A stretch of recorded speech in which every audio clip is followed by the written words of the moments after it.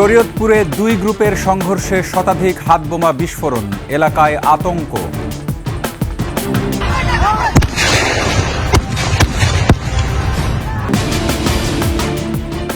ভোগান্তি ছাড়াই ঈদের ফিরতি যাত্রা, ট্রেন বাসে যাত্রী চাপ নেই। পাল্টাপাল্টি শুল্ক আরোপে বিশ্বজুড়ে বাণিজ্য যুদ্ধের আশঙ্কা, শেয়ার বাজারে ব্যাপক দরপতন।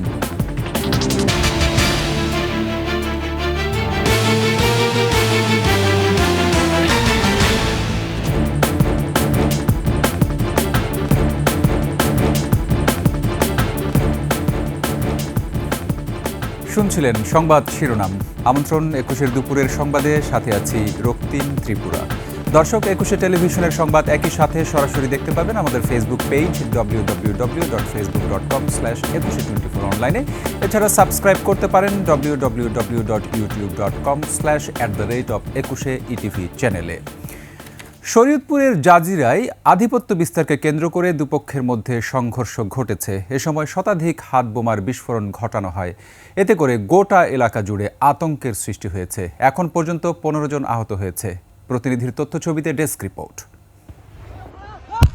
এটা আইনশৃঙ্খলা বাহিনীর মহড়া নয়, এটি শরীয়তপুরের জাজিরায় বিলাসপুর ইউনিয়নের দুর্বাডাঙ্গা এলাকায়। সকালে আধিপত্য বিস্তারকে কেন্দ্র করে বিলাসপুর ইউনিয়নের দুর্বাডাঙ্গা এলাকায় ইউনিয়নের চেয়ারম্যান কুদ্দুস ব্যাপারী ও স্বেচ্ছাসেবক লীগ নেতা জলিল মাতবরের সমর্থকদের মধ্যে আধিপত্য নিয়ে সংঘর্ষ শুরু হয়। সে সময় শতাধিক হাতবোমা বিস্ফোরিত হয়। এলাকায় ছড়িয়ে পড়ে আতঙ্ক, আহত হয় কমপক্ষে ৯ জন। পুলিশ জানায় এর আগেও তাদের সমর্থকদের মধ্যে বেশ কয়েকবার সংঘর্ষের ঘটনা ঘটে। শনিবার আবার সংঘর্ষ শুরু হয়। সংঘর্ষ এবং হাতবোমা বিস্ফোরণে ১৫ সেকেন্ডের একটি ভিডিও সামাজিক যোগাযোগ মাধ্যম ফেসবুকে ছড়িয়ে পড়ে। পুলিশ খবর পেয়ে ঘটনাস্থলে গিয়ে পরিস্থিতি নিয়ন্ত্রণে আনে। আহত ৪ জনের অবস্থা গুরুতর। ইউসুফ হাসান নাইম, ২১ টেলিভিশন। ঘটনাস্থলে আছেন আমাদের শরীয়তপুর প্রতিনিধি আবুল বাশার, যুক্ত হচ্ছি তার সঙ্গে। বাশার, সর্বশেষ কি পরিস্থিতি সেখানকার আমাদের জানান। রক্তিম, আপনাকে ধন্যবাদ। আমি এখন আছি শরীয়তপুরের জাজিরা উপজেলার বিলাসপুরে। সকাল থেকেই এখানে আধিপত্য বিস্তারকে কেন্দ্র করে দুইটি বিবদমান গ্রুপের মধ্যে সংঘর্ষ হয়েছে। একটি গ্রুপের নেতৃত্বে থাকেন বর্তমান চেয়ারম্যান কুদ্দুস ব্যাপারী, আরেকটি গ্রুপের নেতৃত্ব থাকেন আব্দুল জলিল মাতবর। দীর্ঘ প্রায় ১ যুগ ধরেই এই দুইটি বিবদমান গ্রুপের মধ্যে এখানে দফায় দফায় মাঝে মাঝেই সংঘর্ষ লেগে থাকে। আজকে সকালে প্রায় ২ ঘন্টা যাবৎ এই সংঘর্ষ এখানে বিরাজমান থাকে। সংঘর্ষে এলাকায় আতঙ্ক ছড়িয়ে পড়ে। সংঘর্ষের সময় সংঘর্ষকারীরা প্রায় শতাধিক হাতবোমা এখানে বিস্ফোরণ ঘটায়।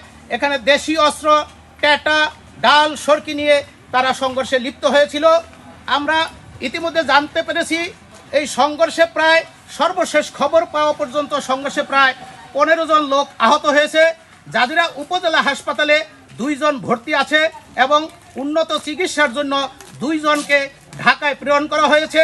এখানে সর্বশেষ যেই খবর আমরা এখানে থেকে জানতে পেরেছি, এখানে এই ঘটনাস্থলে পর্যাপ্ত পরিমাণ পুলিশ, র্যাব এবং সেনাবাহিনী এখানে মোতায়েন করা হয়েছে। বর্তমানে পরিস্থিতি এখানে পুলিশের নিয়ন্ত্রণে রয়েছে বলে আমাদেরকে পুলিশ জানিয়েছেন। এই ঘটনায় এখনও এখানে কাউকে গ্রেপ্তার করতে পারেনি, অথবা কোনো হাত বোমা অথবা কোনো দেশীয় অস্ত্র পুলিশ এখানে উদ্ধার করতে পারেনি। তবে সর্বশেষ যেই আমরা পরিস্থিতি এখানে দেখতে পেরেছি, এখানে চারিপাশে প্রায় মানুষের মধ্যে আতঙ্ক বিরাজ করছে এবং থমথমে অবস্থাটা এখানে রয়েছে।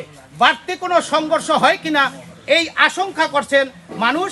তবে আমরা পুলিশ প্রশাসন আমাদেরকে আশ্বস্ত করেছেন এখানে পর্যাপ্ত পরিমাণ নিরাপত্তা বাহিনীর সদস্যরা মোতায়েন থাকায় এখানে বাড়তি কোনো আর সংঘর্ষ হওয়ার আশঙ্কা নেই বলে পুলিশ আমাদেরকে জানিয়েছেন। রক্তিম, এই ছিল আমার কাছে জাজিরার বিলাসপুর থেকে সর্বশেষ সংবাদ। ধন্যবাদ আবুল বাশার। আমাদের শরীয়তপুর প্রতিনিধি আবুল বাশার জানাচ্ছিলেন সেখানকার সর্বশেষ অবস্থা। বিচারিক সংস্কার শুধু খাতভিত্তিক সংস্কারের স্থায়িত্বের মূল চাবিকাঠি নয়, বরং এটি নিজেই সংস্কারের প্রতীক হয়ে উঠেছে বলে মন্তব্য করেছেন প্রধান বিচারপতি ডক্টর সৈয়দ রেফাত আহমেদ। রংপুর নগরীর একটি হোটেলে বিচারিক কার্যক্রম নিয়ে সেমিনারে তিনি বলেন, গত 8 মাসে বিচার বিভাগের সংস্কার কার্যক্রমের অভূতপূর্ব সাফল্য এসেছে। এখন লক্ষ্য হলো সেই উদ্দেশ্য পূরণ করা এবং ভবিষ্যতেও যেন এই সংস্কার ধারা অব্যাহত থাকে তা নিশ্চিত করা। বিচারিক সংস্কার শুধু বিভিন্ন খাত ভিত্তিক সংস্কারের স্থায়িত্বের মূল চাবিকাঠি নয়, বরং এটি এখন নিজেই সংস্কার শব্দের প্রতীক হয়ে উঠেছে। গত 8 মাসে এই প্রচেষ্টা অভূতপূর্ব গতি অর্জন করেছে। এখন লক্ষ্য হলো সেই উদ্দেশ্য পূরণ করা এবং তা যেন ভবিষ্যতেও টিকে থাকে তা নিশ্চিত করা। ঈদের ছুটি শেষে ব্যস্ত নগরীতে ফিরছেন কর্মজীবী মানুষ, তবে বাস, ট্রেন বা লঞ্চে নেই কোনো ভোগান্তি। তীব্র ভিড় আর যানবাহনের চাপ না থাকায় ফিরতি পথেও স্বস্তি প্রকাশ করেছেন তারা। বিস্তারিত সিরাত আল মুস্তাকিমের রিপোর্টে। ঈদে ঘরমুখ মানুষ যেভাবে স্বস্তিতে বাড়ি ফিরেছিল, ঠিক সেভাবেই স্বাচ্ছন্দ্যে রাজধানীতে ফিরছেন নগরবাসী। ফেরার পথে সড়কে চাপ কম থাকায় কোথাও ভোগান্তিতে পড়তে হচ্ছে না যাত্রীদের, ফলে স্বস্তি প্রকাশ করছেন তারা। অন্যবারে তো খুব ভিড়, জায়গা সিট পাইতাম না, তারপর দাঁড়িয়ে যেতে হইতো। এইবার মোটামুটি সিট পাইছি, খুব আনন্দে আসছে। অন্যবার অনেক ভোগান্তি ছিল, সে তুলনায় এবার এরকম কিছু হয় নাই। একই চিত্র রেলপথেও যাত্রীরা স্বাভাবিকভাবেই ট্রেন থেকে নামছেন। ট্রেন শিডিউলও মোটামুটি ঠিক আছে, ফলে বাড়তি বিড়ম্বনায় পড়তে হচ্ছে না কাউকে। তবে যাত্রী চাপ ছিল চোখে পড়ার মতো। যাওয়ার যাত্রাটাও যেমন সুবিধার মতোই ছিল, আর আসারটাও মোটামুটি ভালোই ছিল। অন্যান্য বার থেকে এবারে বেশি স্বস্তি পাইছে। না, এবার কোনো ভোগান্তি হয় না। এবার কোনো ব্ল্যাকি ব্যবসাও নাই। যে শিডিউলটা বিপর্যয় খুবই কম। দক্ষিণাঞ্চল থেকে অনেকেই নৌপথে ফিরছেন রাজধানীতে। ভোর থেকেই যাত্রী বোঝাই লঞ্চ ভিড়ছে সদরঘাটে, তবে সবগুলো লঞ্চেই ছিল যাত্রীর চাপ। সিরাত আল মুস্তাকিম, 21 টেলিভিশন, ঢাকা। মৌলভীবাজারের পর্যটন এলাকায় বেড়েছে দর্শনার্থীর ভিড়। এদিকে হাজারো পর্যটকের পদচারণায় মুখর সমুদ্র সৈকত কুয়াকাটা। প্রাণ ও প্রকৃতির মাঝে সময় কাটাচ্ছেন তারা। প্রতিনিধিদের তথ্য ছবিতে ডেস্ক রিপোর্ট। মৌলভীবাজারের বিভিন্ন দর্শনীয় স্থানে এখনও পর্যটকদের উপচে পড়া ভিড়। মাধবপুর লেক, আশেপাশের ফুলবাগান এবং 7 লেয়ারের চায়ের স্বাদ নিতে দর্শনার্থীদের সরব উপস্থিতি রয়েছে। প্রকৃতির সৌন্দর্য উপভোগে দূর দূরান্ত থেকে ছুটে আসছেন তারা। প্রচুর পরিমাণ পর্যটক আসতেছে, এরা 7 লেয়ার চা এরা পান করে। আমরা সবাই বাইরে ফ্যামিলি সবাইকে নিয়ে, বাচ্চা কাচ্চা সবাইকে নিয়ে প্রাকৃতিক যে স্পটগুলো আছে সেগুলো আমরা দেখতেছি। পর্যটকের ভিড় বাড়ায় নিরাপত্তা ব্যবস্থা জোরদার করেছে প্রশাসন।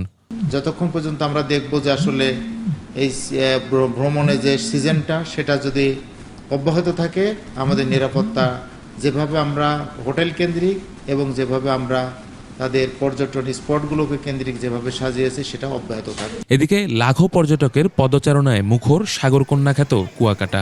0 পয়েন্টে সাঁতার কেটে বা খেলাধুলা করে সময় পার করছেন তারা।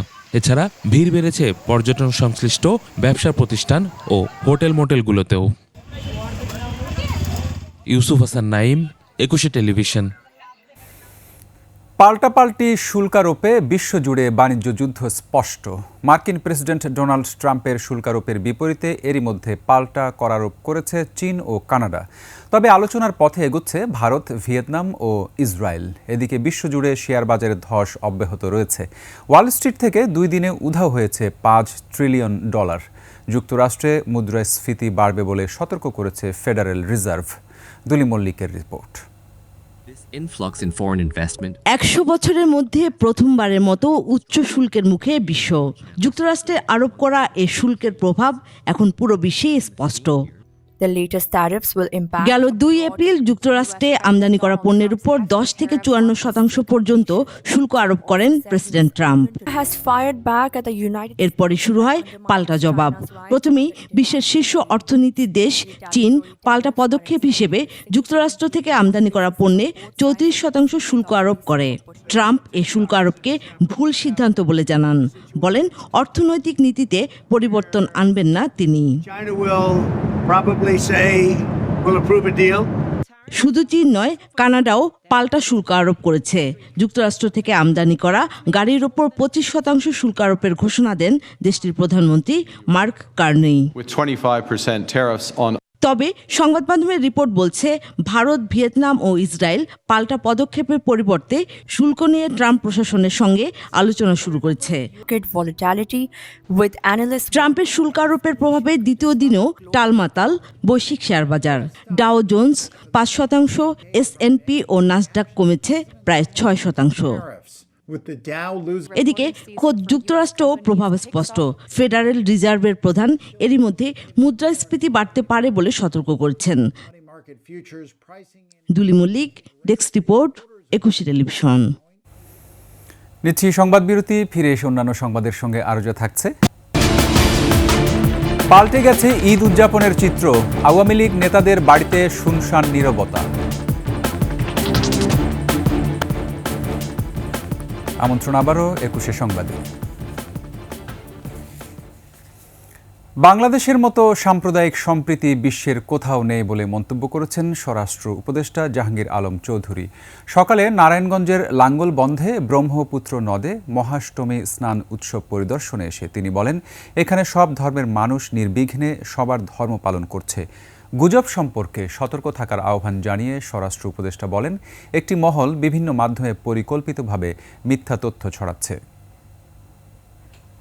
এখানে সম্প্রদায় সমিতির চেষ্টা নেই, এখানে সম্প্রদায় সম্প্রীতি সবসময় আছে। বাংলাদেশের মতো এত সম্প্রদায় সম্প্রীতি কোথাও নাই। এখানকার যত সম্প্রদায় সম্প্রীতি আছে, আপনি অন্যান্য আশেপাশে দেখেন কিভাবে কি ঘটে। আমাদের দেখেন এখানে আমাদের হিন্দু, মুসলমান, বৌদ্ধ, খ্রিস্টান সব ভাই বোনেরা কিন্তু একসাথে আসছে, সবাই কিন্তু কাজ করে যাচ্ছে। ফ্যাসিস্ট হাসিনার পতনে পাল্টে গেছে দেশের প্রত্যন্ত অঞ্চলে ঈদ উদযাপনের চিত্র। গত বছর ঈদে মাদারীপুরের কালকিনিতে নেতাকর্মীদের পদচারণায় মুখর ছিল আব্দুস সোবহান গোলাপ ও বাহাউদ্দিন নাসিম সহ আওয়ামী লীগ নেতাদের বাড়ি। এবার সেখানে ভুতুড়ে পরিবেশ। অন্যদিকে ঈদে জমজমাট বিএনপি নেতাদের বাড়ি। কালকিনি প্রতিনিধি রকিবুজ্জামানের তথ্যচিত্রে ডেস্ক রিপোর্ট। হত্যাসহ বিভিন্ন মামলায় কারাগারে আওয়ামী লীগের প্রচার ও প্রকাশনা সম্পাদক এবং মাদারীপুর 3 আসনের সাবেক এমপি আব্দুস সোবহান গোলাপ। তার কালকিনির প্রাসাদোপম বাড়িটি আগাছায় পূর্ণ, জনমানব শূন্য, নিস্তব্ধ। গতবার ঈদও এখানে অনেক মানুষজন ছিল। এবছর সে ক্ষমতায় না থাকার কারণে রাজনৈতিক নেতারা এখন আর আসে না। পুরোটা গাড়ি বোঝাই থাকতো আর মানুষ বহুত মানুষ থাকতো। একই অবস্থা আওয়ামী লীগের যুগ্ম সাধারণ সম্পাদক বাহাউদ্দিন নাসিমের কালকিনির বাড়িও। আওয়ামী লীগের এই পরিণতিকে তাদের কর্মফল বলছেন সাধারণ মানুষ। বিগত দিনে যারা যেই স্বৈরাচার এবং অত্যাচার মানুষের উপরে যে গুম খুন নির্যাতন চালিয়েছে তারই স্বেচ্ছাচারিতার একটি ফল। যারাই সামনে আসবেন তাদের শিক্ষা নেওয়া উচিত যে দেশ কিভাবে চালাবে আর কিভাবে চলবে। ভিন্ন চিত্র বিএনপি নেতাদের বাড়িতে। 16 বছর পর ঈদে নেতাকর্মীদের নিয়ে উৎসব আমেজে তারা। নতুন পরিবেশে ঈদ উদযাপন করতে পেরে নেতাকর্মীদের নিয়ে খুবই আনন্দিত। ফ্যাসিস্ট মুক্ত বাংলাদেশে একটি সুন্দর, একটি জাঁকজমকপূর্ণ ভাবে আমরা একটি সুন্দর একটি সবাইকে নিয়ে আমরা একটা চমৎকার একটি আনন্দঘন পরিবেশের মধ্যে আমরা একটি ঈদ উদযাপন করলাম। আওয়ামী লীগের এই পরিণতি থেকে রাজনীতিবিদদের শিক্ষা নেওয়ার পরামর্শ সাধারণ মানুষের। সমর ইসলাম, ডেস্ক রিপোর্ট, 21 টেলিভিশন। শেষ করছি দুপুরের 21 সংবাদ। যাবার আগে সংবাদ শিরোনামগুলো আরও একবার। শরীয়তপুরে 2 গ্রুপের সংঘর্ষে শতাধিক হাতবোমা বিস্ফোরণ, এলাকায় আতঙ্ক।